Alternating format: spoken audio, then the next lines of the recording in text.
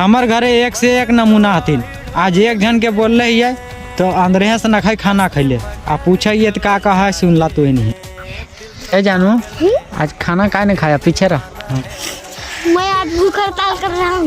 मैं आज भूख हड़ताल कर रहा हूँ। तुमको भूख हड़ताल करना है?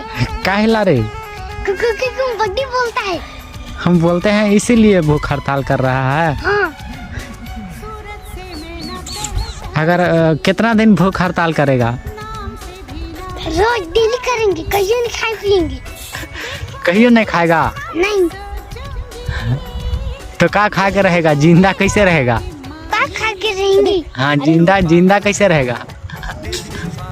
हम ना खाएंगे नहीं, पानी पिएंगे, समझा? अच्छा पानी पी के रहेगा जिंदा। भूख हड़ताल में पानी भी नहीं पिए। अच्छा तो जूस पिएंगे ना? जूस पानी ना।